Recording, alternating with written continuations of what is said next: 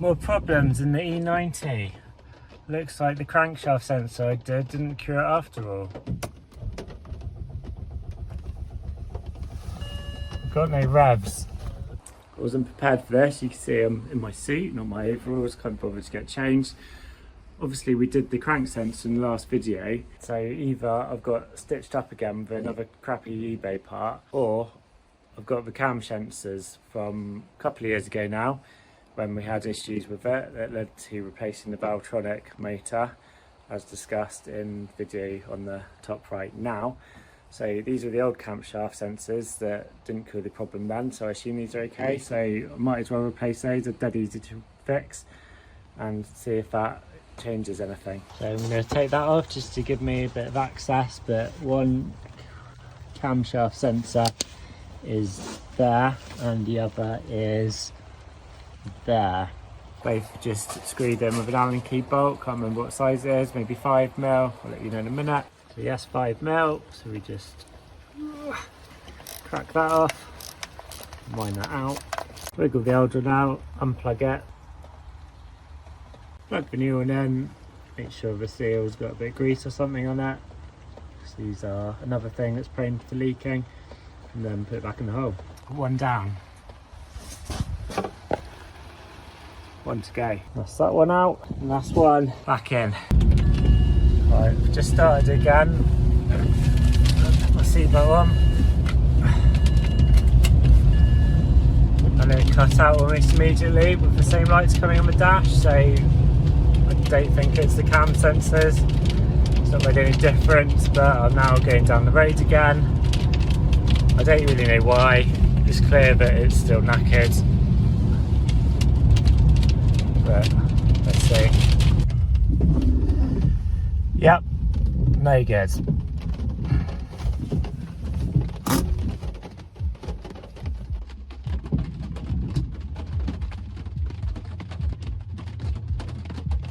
The problem has developed somewhat now, so rather than just cutting out whilst driving, which after the previous clips I tried it a couple more times and the symptoms were exactly the same and didn't have to drive it very far at all to experience them, but now the car just will not start.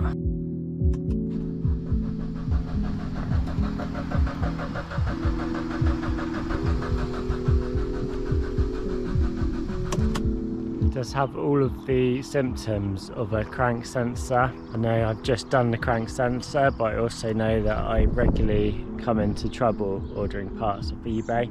I am reckoning at this point that is the issue, that it's a dodgy crank sensor, so I've ordered another new one of those, again off eBay, so I'm not learning from my mistakes, but I spent a bit more on it.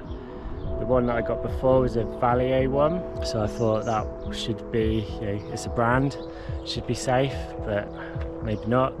This time I've kind of done the same, but I've gone for a Delphi one, which was a bit more expensive, hoping that that is safe. Obviously it's quite a lot to take off to access the crank sensor, so to make it more worthwhile, I've got this issue on this car as well, where the oil consumption is quite high. Probably every 500-600 miles I'm having to put a litre of oil in, which is a lot of oil. Buried under there somewhere something called a PCV valve, and that is something which takes the toxic gases from inside the engine that it created when the engine is running and puts them back through the combustion chamber, so those gases are burnt along with the fuel, and then out it goes through the exhaust, which is fine. But it's a common problem on BMWs that these valves get stuck open or shut, and one of the symptoms that is created is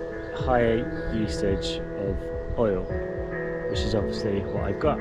So given we've got two potential solutions to solve two different problems, which both require the same parts to be pulled off the engine, we might as well take the inlet manifold off again, do the crank sensor, do the PCV valve, and see if we've cured 0, 1 or 2 of the problems. So first thing we need to do is get the car jacked up, get the under tray off. You've seen me do it all in the previous video on changing the crank sensor, so we'll skip to the inlet manifold being off. I've seen this magic trick that YouTubers do, which looks really clever and a quick way of getting your work done. So what they do is they click their fingers, and then by magic, whatever job that they were about to do is just done. So should we give it a go? Now with the YouTube magic, we've got the intake manifold stripped back about as much as we did when we did the crankshaft sensor before.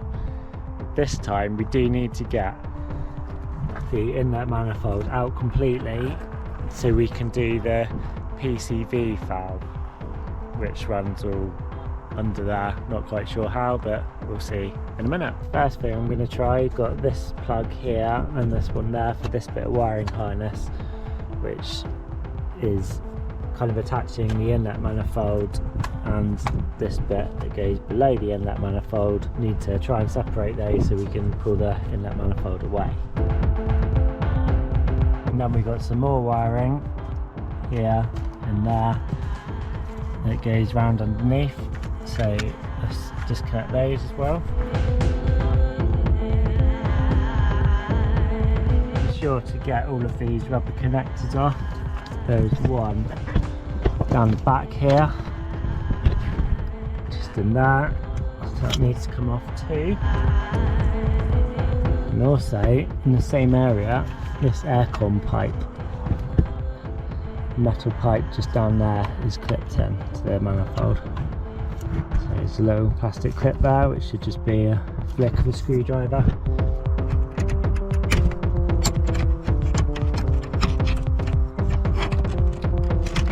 Last time I took this bracket off, which I haven't done yet this time, but I am going to, because I think what is stopping me getting it out is all of these wires and that going across. So if I remove that, then it's going to minimise the amount of catching that's currently going on.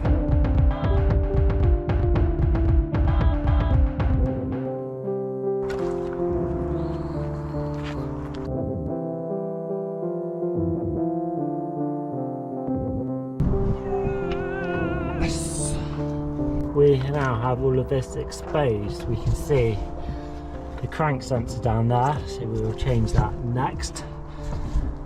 And then the PCV valve is this thing here. Let's get that crank sensor done, and then we'll open the package with what I hope is the new PVC valve, which I hope is the new PCV valve. It's really confusing, PVC, PCV. It'd help if I knew what PCV stood for, wouldn't it? Anyway, let's do the crank sensor. I'm yappering.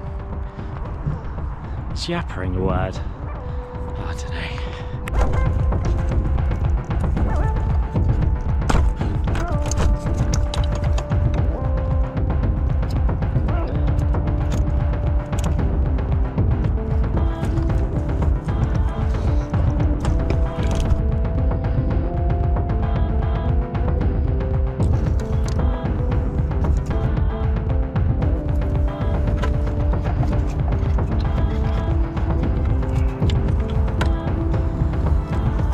The old Valier one, we're replacing it with this Delphi one. I don't see why the Valier one should have failed. As I said, it's a name brand that says Delphi. We replace the crank sensor now, and later on in the video we shall see if the car starts. In there you can just about see the teeth that when the engine spins around is what the crank sensor is sensing to tell the computer what position the engine is in.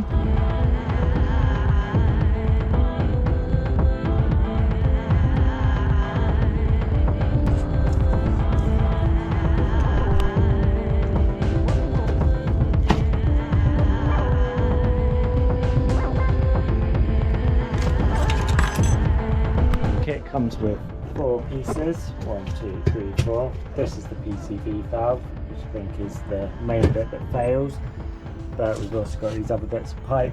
We might as well replace those in case there's any gunk or anything like that inside the old ones. And the cost of these, £40. A cheap part, but a bit labour intensive. I imagine it will hurt the wallet if you got this done at a BMW dealer. As I've already shown, the PCV valve is new one, old one. And then we've got a new pipe to replace the one that runs from the bottom of the PCV valve down to, there you go, down to there. And then we've got this one, which I've undone many a time whilst taking the cam cover off, which runs down into the side of the PCV valve. Just about see it click on there. And lastly, we have a new one of these which will replace that on the inlet manifold, and that plugs into the top of the PCV valve. What this PCV valve does is for crankcase ventilation. So as the engine is turning over, it's creating pressure inside the engine, so just under this cam cover here, pressure from all the gases moving around the engine, and how it releases those gases is through this pipe out of the cam cover here, down this pipe into the PCV valve, and also from the bottom we've got this pipe that goes down into the sump, so gases are coming up from the sump as well into the valve, and then from the top of the valve, which leads to this pipe here, puts those gases into the inlet manifold and back into the engine to be combusted along with the fuel, and then out it goes through the exhaust. So if we don't have that happening, the consequence is the gases swirling around the engine can't escape, the pressure builds, and that might be why we've had so many oil leaks on this car. There's just more pressure inside the engine that's just putting more force on those seals that are 100,000 miles old, so more prone to leaking. Hoping that there's a double whammy of fixing this, that the oil consumption reduces, but also might help with the oil leakages. Does that make sense? Let's get to changing this PCV valve then. So we've got some Torx, probably T25s on here.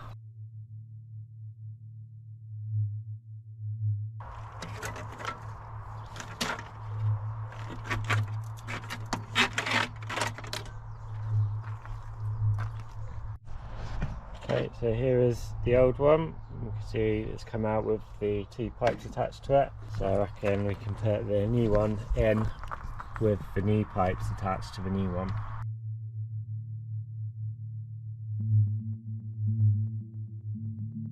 These unribbed sections of the pipe help you work out which way round the pipes need to go, which end connects to the PCV valve. So we've got this on the bench. Let's get inside here and see what kind of condition it actually is inside.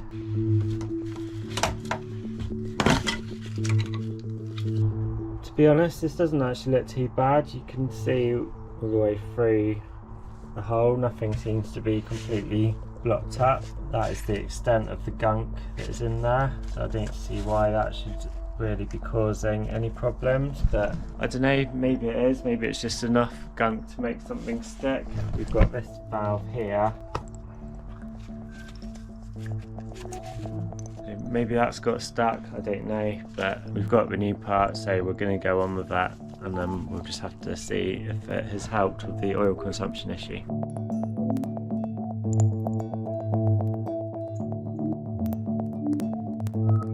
Having a spot of bother getting this pipe onto the sump.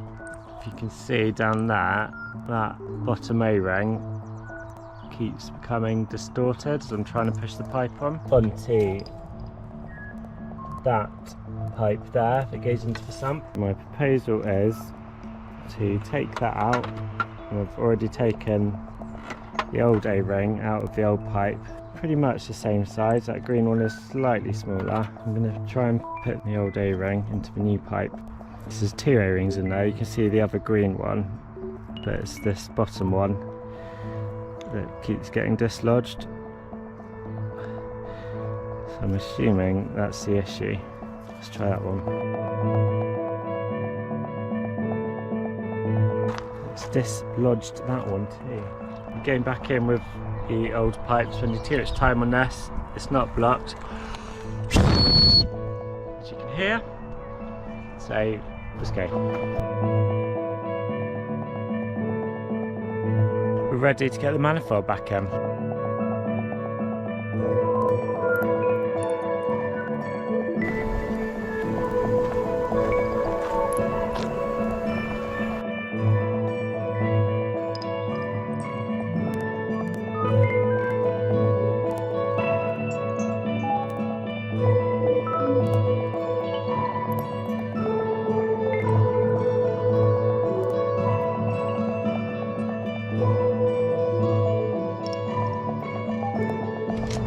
As you go back on with the wiring harness and the PCV valve that sits underneath the inlet manifold, you kind of got to try and slide it on to the bracket in there.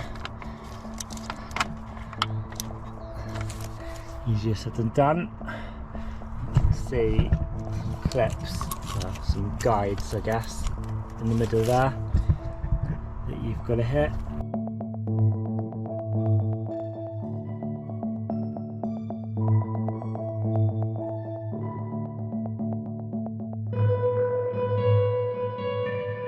Got these two 10mm done up now, so the wiring harness under the inlet manifold and the PCV valve is now connected to the manifold.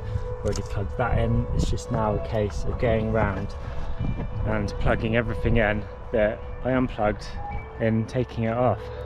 Otherwise something's not going to work, is it? We can plug the throttle body back in. Chips are good in. As for the MAF sensor, we've got this pipe to plug in.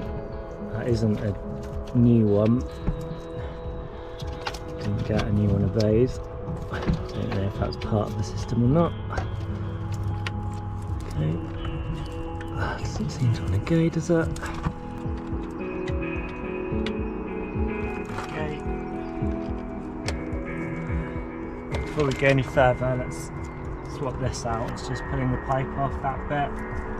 Let's see if we can. There we go.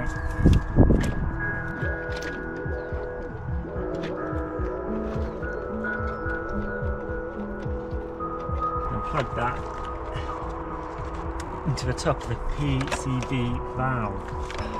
Next I'm going to secure down the inlet manifold. And one of those I think goes in there. The other side's on that, so that must be, those go down the bracket that secures the fuel injectors. Must be that one. There's three of those. Okay. This is where sometimes using coloured paint to mark where things have come off. Don't want to drop that. It can be a good idea. So let's get those in. I've got the bracket to go on there that all these rubber kind of clips connect to, and I'm missing a plug for that and for that. So I need to find where that's gone. There it is. Get that built back up. Don't forget, down the back here there was that clip for this aircon pipe, that wibbly wobbling there. Do you know what, I've just realised it's not an aircon pipe, that's the fuel pipe. But anyway, it needs to be clipped back in. Don't know where that clip is meant to go. It looks like that bit slides onto something, but I cannot see anything around here where that might have clipped onto. Just leave that loose, I think. Okay, what's next? I think we're onto the fuel injectors and building it up inside here now.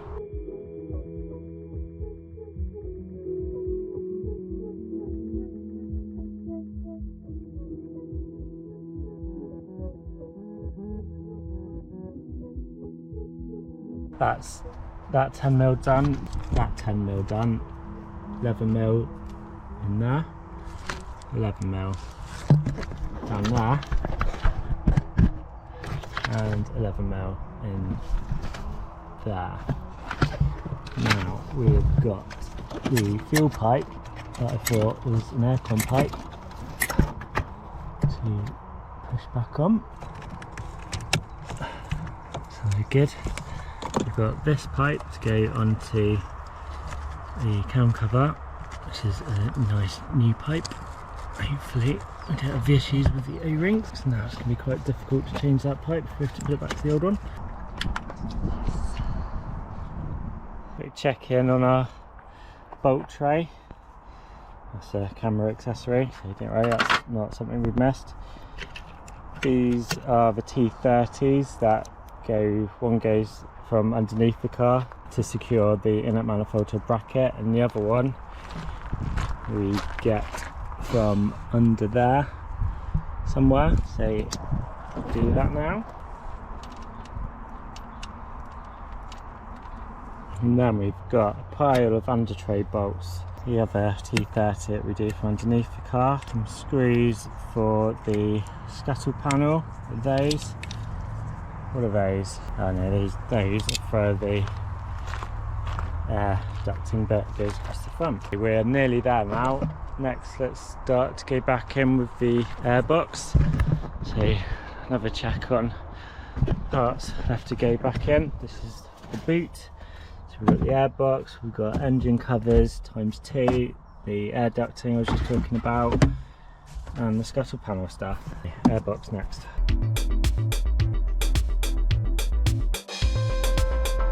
It's pretty much the moment of truth now. Everything that needs to be plugged in is plugged in, that the car should run with no warning lights on the dash.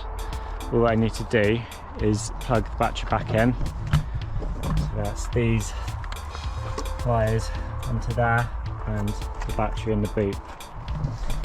I'm going to do that now, and then I'm going to turn it over. Not going to lie, I'm a bit anxious.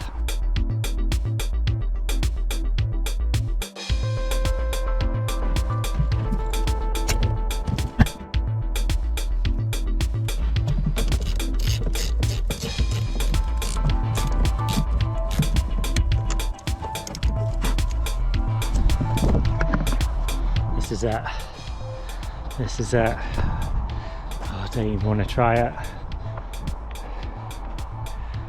Oh, this is going to be so disappointing if it doesn't work.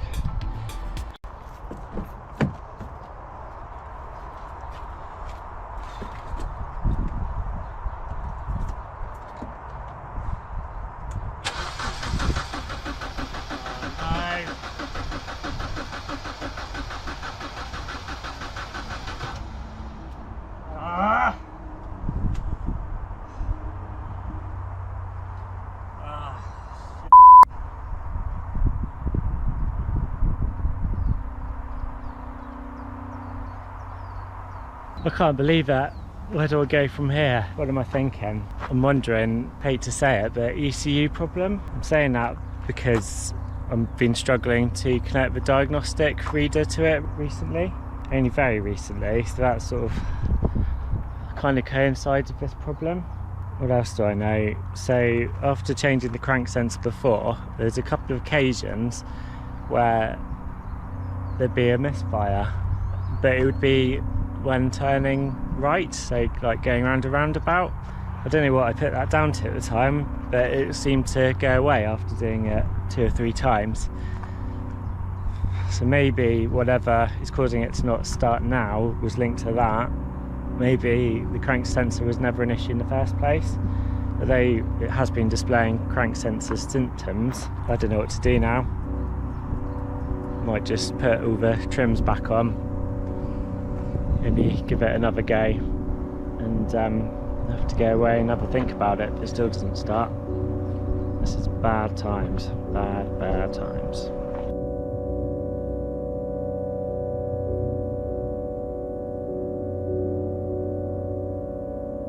That's everything back together except for the engine covers and the under tray. Might as well, for what it's worth, try again. It's just weird, there's no crank. Why is there no crank if it's not the crank sensor?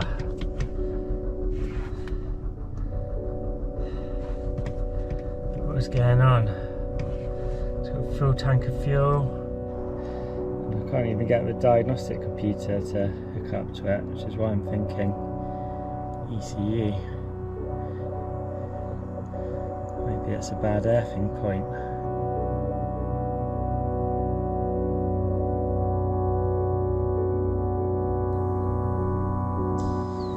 I did see something a little while ago suggesting that sometimes the MAF sensors can cause a non-start. So I'm just going to try unplug the MAF sensor, see if there's any difference. I think it's a long shot though, given the warning lights we're getting on the dash and the fact that the code reader won't link up to the car. But I've got nothing to lose at this point.